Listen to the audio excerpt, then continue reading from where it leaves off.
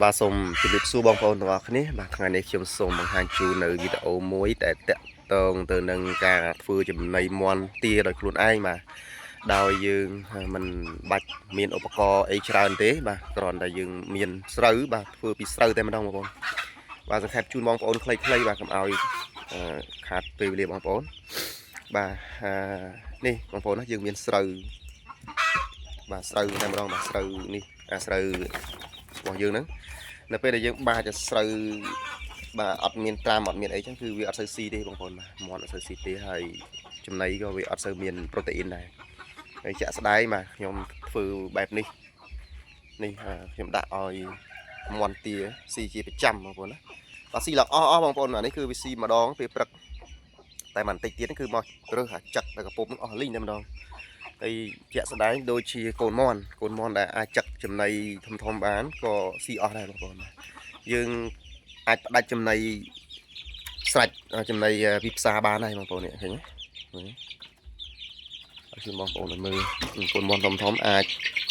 ស៊ីស្រូវអីបានហើយអញ្ចឹងយើងអាចផ្ដាច់ចំណីបានហើយចំណីដាក់តិចបំផុតបាទដាក់តិចតួចទេបាទចំណីក៏ស៊ីអស់ដែរហើយស្រូវនេះបាទខ្ញុំដាក់ឡើងពេញនេះឡើងអស់ដែរហើយបាទអស់ឃើញទេបងប្អូនវារើសយកតែអាដោះមកស៊ីទេអាដោះនោះគឺវានៅសល់ប៉ុន្តែតិចទៀតទៅគឺវានឹងស៊ីទាំងអស់បងប្អូនបាទវាអត់ដូចដែលយើងអត់បានត្រាំទេបាទអញ្ចឹងត្រឡប់មកវិញបងប្អូនណាគឺយើងគ្រាន់តែមានស្រូវប៉ុណ្នេះបាទហើយខ្ញុំយកទៅត្រាំរួចហើយបងប្អូនដោយសារតែខ្ញុំបានធ្វើបដាថតវីដេអូបដាទេបាទអត់មានដងកាមេរ៉ាអញ្ចឹងបាទឥឡូវយើងមានស្រូវនេះហើយបាទស្រូវនេះហើយយើងយកទៅត្រាំបាទឥឡូវខ្ញុំយកទៅត្រាំរួចហើយបាទយកទៅត្រាំសិននេះបងប្អូនណាគឺស្រូវមាញ់គឺខ្ញុំយកមកត្រាំនេះតើបាទទឹកត្រាំមិញទេបាទត្រាំតិចឬច្រើនវាអាស្រ័យទៅលើចំនួនមាន់បងប្អូនទេបាទតាមច្រើនពេកដោះវែងខ្លាំងទៅក៏វាស្អាតអស់ដែរបាទត្រាំមួយយប់បងប្អូនណាមួយយប់ឬក៏ពីរយប់បានហើយបាទបាច់ទុកយូរទេហើយយកមកយើងស្រង់ពីការត្រាំនេះបាទស្រង់យកមកដាក់នៅក្នុងស្បោងនេះបងប្អូនណាដាក់ស្បោងអីក៏បានដែរបងប្អូនស្បោងកណាត់ជាប្រភេទកណាត់បាទដើម្បីឲ្យវាសើបានយូរបាទនេះបងប្អូនណាខ្ញុំបើកពលឺខ្លាំងតិចនេះប៉ុន្នេះគឺរយៈពេល2យប់បងប្អូនណាខ្ញុំដាក់2យប់វាដោះមកចាបតិចឃើញទេនេះតិច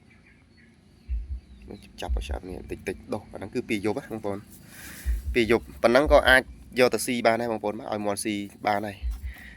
ប៉ុន្តែវានៅខ្លីនៅឡើយទេអញ្ចឹងបើយើងមានពេលច្រើនយើងអាចបដោះ3យប់ឬ4យប់អីទៅបងប្អូនណាឥឡូវខ្ញុំឲ្យបងប្អូនទៅមើលស្រូវដែលខ្ញុំបានផ្អាប់ទុករយៈពេល4យប់នេះបងប្អូនណាខ្ញុំ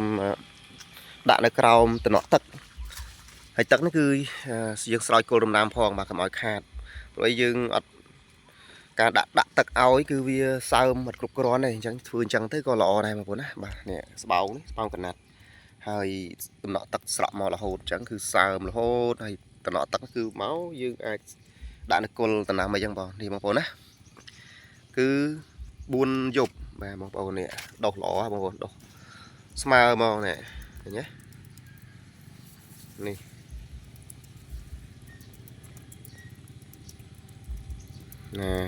ល្អមែនតើ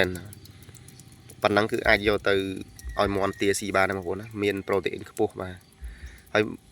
មាន់ទាស៊ីឡើងអស់បងប្អូនបាទអត់មានសល់ទេ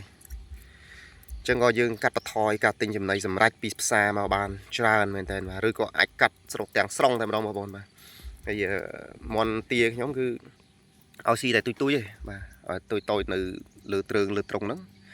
តែដល់ពេលចេះចាក់ចំណីចេះស្រូវចេះចាក់ស្រូវចេះចាក់អីហើយគឺខ្ញុំធ្វើបែបហ្នឹងឲ្យស៊ីឯងបងប្អូនបាទអញ្ចឹងខ្ញុំមានតែប៉ុណ្្នឹងទេអរគុណសម្រាប់ការចុចជាវពីបងប្អូនទាំងអស់គ្នានិងការទស្សនាពីបងប្អូនទាំងអស់គ្នាបាទសូមជម្រាបលា